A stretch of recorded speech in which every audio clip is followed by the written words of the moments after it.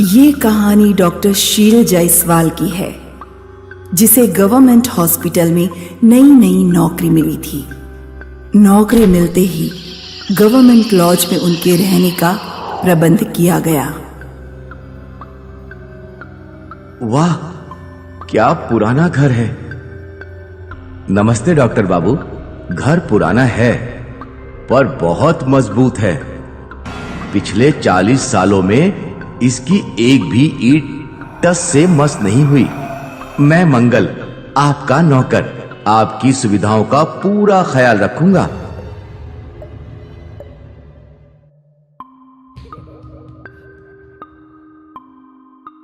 घर तो बहुत साफ सुथरा रखा है। जी, पिछले डॉक्टर बाबू अब परसों ही रवाना हुए हैं। हाँ, डॉक्टर प्रसाद। खैर, उनसे मेरी बात नहीं हुई अब तक। चलिए डॉक्टर बाबू, मैं आपको आपका कमरा दिखा देता हूं।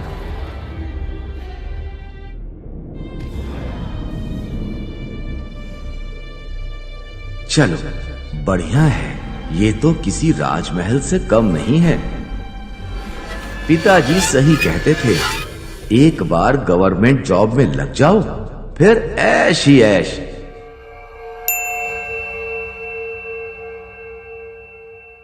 आपने बुलाया डॉक्टर बाबू? ओह सॉरी, मैं सिर्फ चेक कर रहा था। कोई बात नहीं। क्या आप खाना खाने नीचे हॉल में आएंगे या यहां ला दूं? यहीं ला दो, थका हुआ हूं बहुत। जी सर, जैसी इच्छा।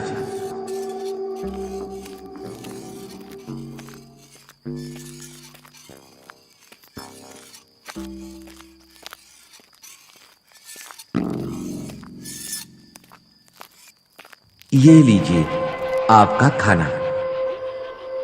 वाह, बढ़िया।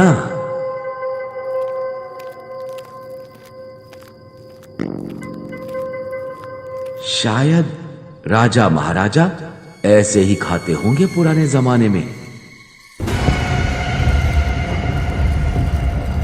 वो क्या था?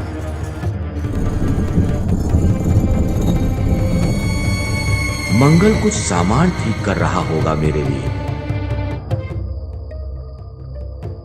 खाना ठीक तो था ना डॉक्टर बाबू? बढ़िया था। और सुनो, अब मैं सोने जा रहा हूं। अगर हो सके तो ये फर्नीचर सरकाने की आवाज मत करना। फर्नीचर? मैंने तो कोई फर्नीचर नहीं हटाया डॉक्टर बाबू।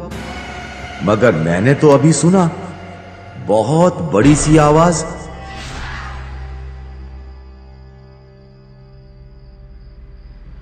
क्या हुआ? कुछ नहीं डॉक्टर बाबू, आप सो जाइए। मैं ये खिड़की बंद कर लेता हूं और पर्दा गिरा देता हूं। पर्दा क्यों गिरा रहे हो? पूरा अंधेरा हो जाएगा यहां। सर, मेरी मानिए तो गिरा लीजिए। नहीं, रहने दो। ठीक है, जैसी इच्छा।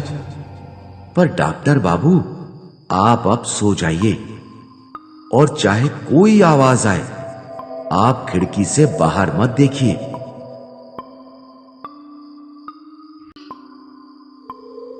इसने ये क्यों कहा कि खिड़की से बाहर ना देखूं?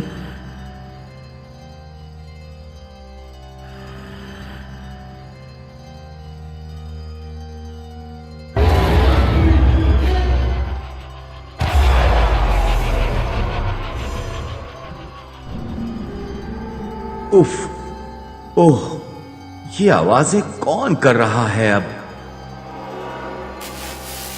ओह, कल ही पूरा इलेक्ट्रिक सर्किट चेक करवाऊंगा। इन पुराने घरों का ऐसा ही है। अब ये बर्नौल कहां है?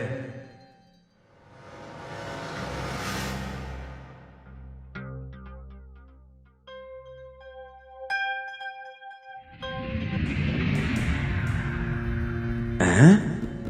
वो कौन खड़ा है?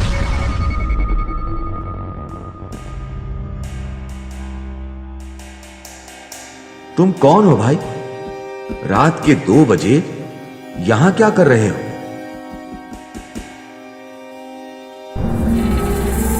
अजीब है।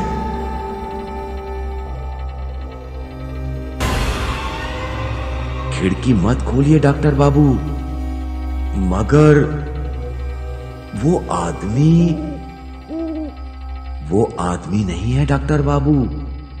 तो क्या वो पुतला है डॉक्टर बाबू? एक जिंदा लाश।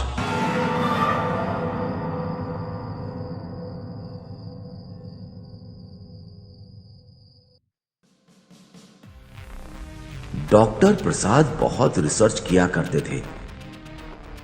उनके तरह रिसर्च किसी ने नहीं किया होगा। वे कब्रिस्तान से लाशें ले आते और रात भर अपनी लैब में उन पर रिसर्च करते। एक रात वो ऐसे ही एक आदमी की लाश पर रिसर्च कर रहे थे।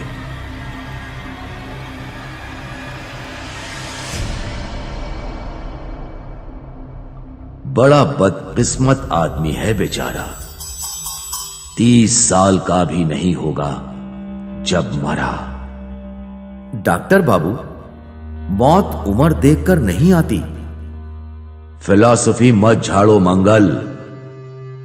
चलो शटर्स दो।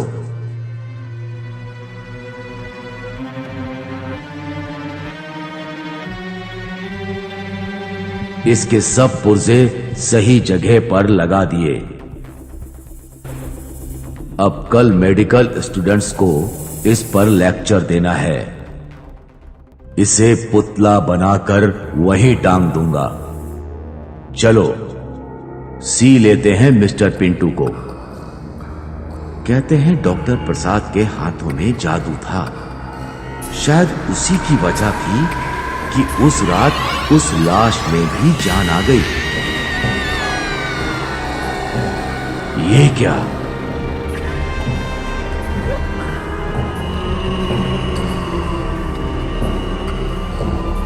दूर रहो मंगल, कुछ ना कहो। ये चमत्कार है, मुर्दे में जान।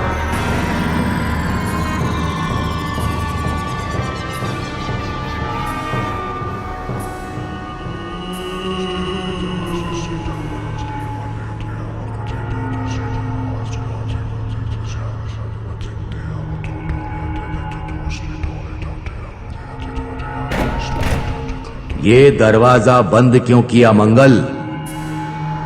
डॉक्टर बाबू, क्या आप पागल हो गए हो?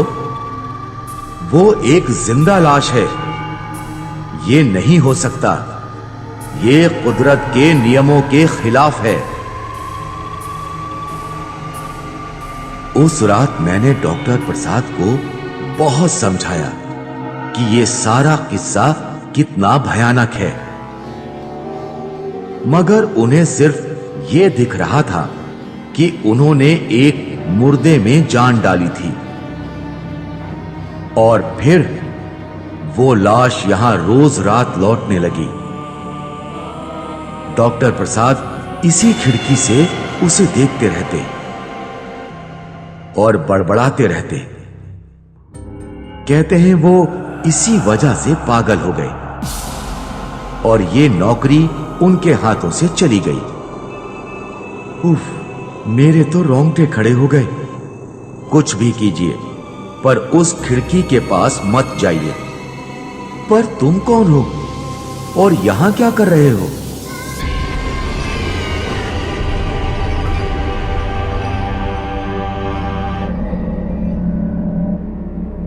इस चमत्कार को देखकर डॉक्टर शील की रात की नींद उड़ गई और फिर अचानक इन सवालों का जवाब उन्हें मिला।